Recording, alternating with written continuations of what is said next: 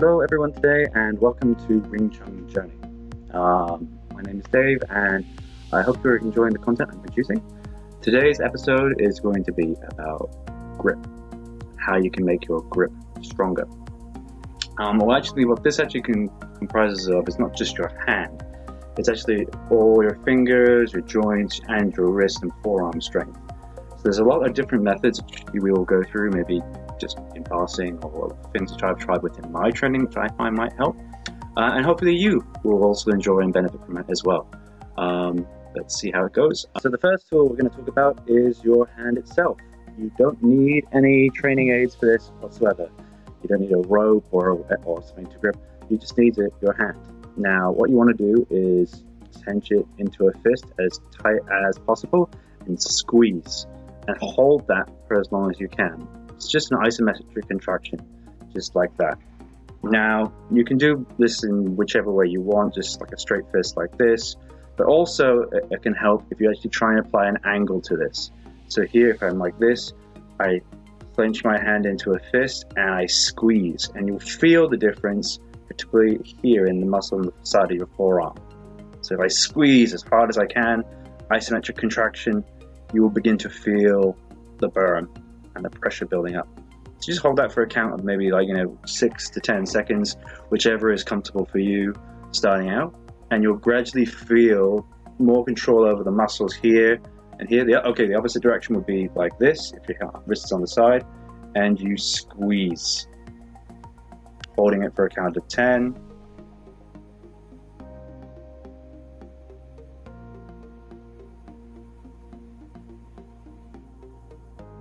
That's it.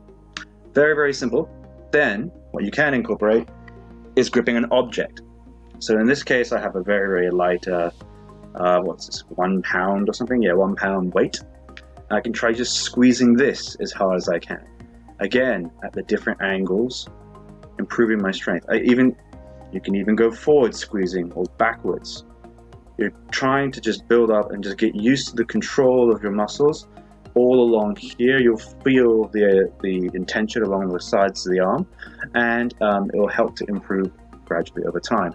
I recommend this starting out because you don't need any equipment. It's just very, very, very easy training.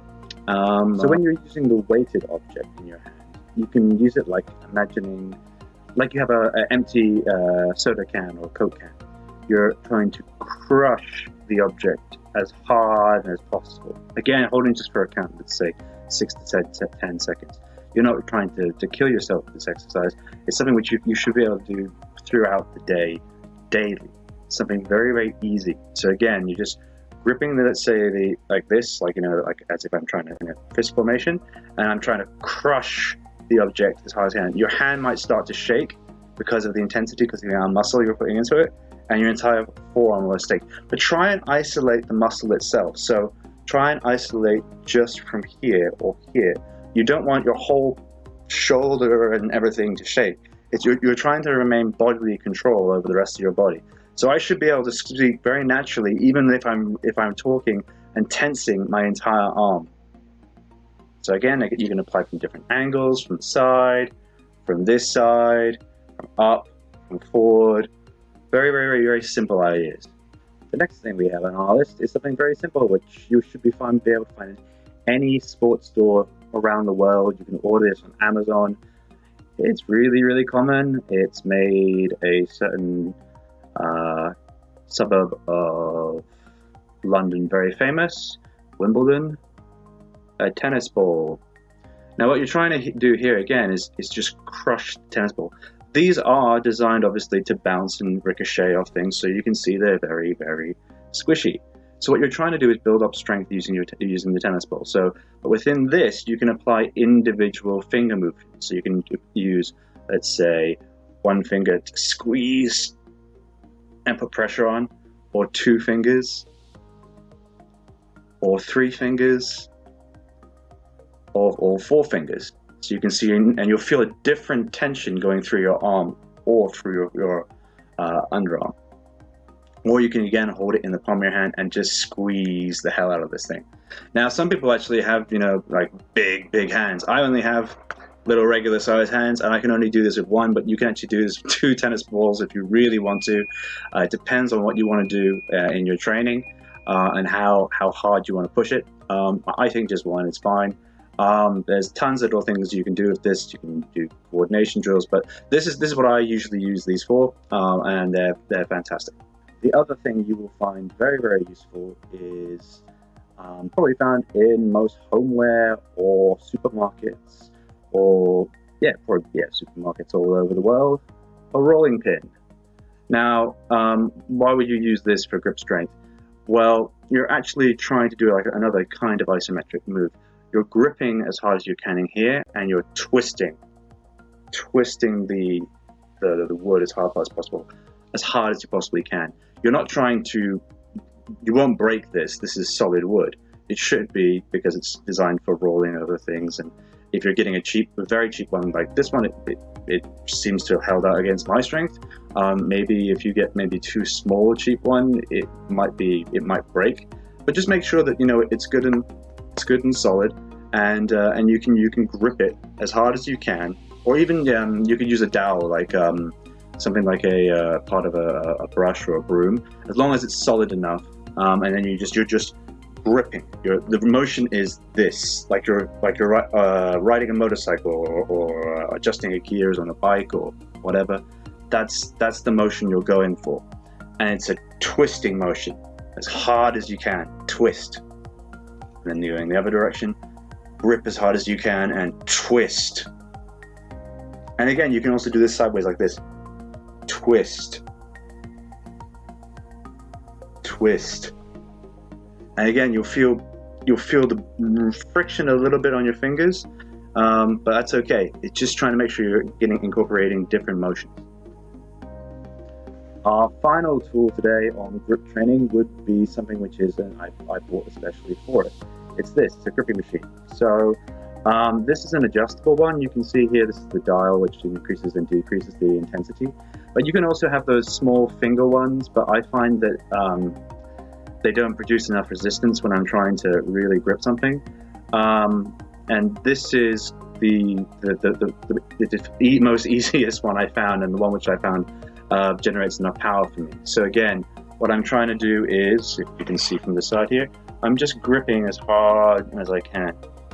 You see the spring here reacting. I should just be able to relax and talk normally, but at the same time, I'm gripping very hard. And again, you can apply the same things like we talked about earlier. From the side, gripping as hard as I can, releasing, and again from the other side, gripping as hard as you can. So overall, you should be able to feel your hands and your wrist suddenly there's much more control over them if you do these exercises correctly, and they should strengthen your wrists. The other thing you can do, obviously, is this in alignment with, let's say, push-ups on your fists. That will also add another bit of alignment conditioning. But this is just general strengthening exercises for your grip. You will particularly also feel it much more in your forearms. Your forearms are important in terms of developing that kind of strength. Now, the next exercise is advanced, so that's why I brought out the big boy.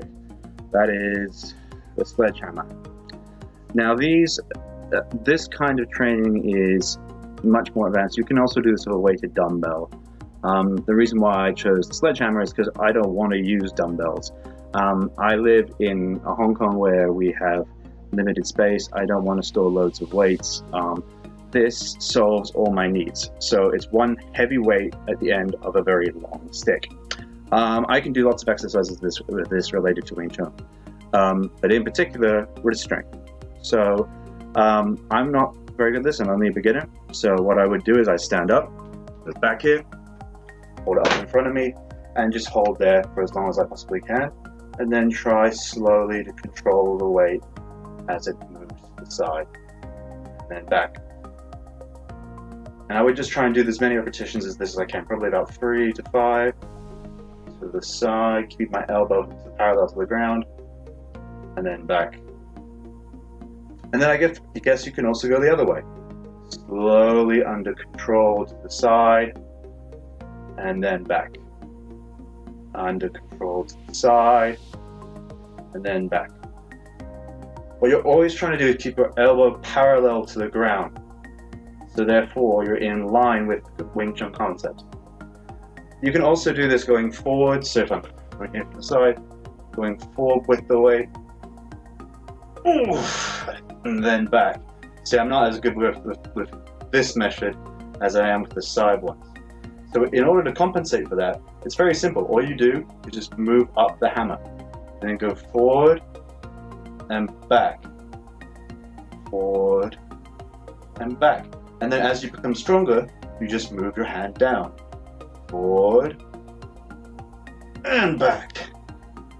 And again, you can do this from the base as well. Forward, back. That's a different thing when you're just doing your triceps. But I hope you find that one useful. This one is particularly useful for the forearm training and your wrist training, but also keeping control. It's a much more advanced method than the first ones we've discussed, and of course it requires you to buy a sledgehammer. So I hope you find that interesting, and you can use it in your own training. Bye.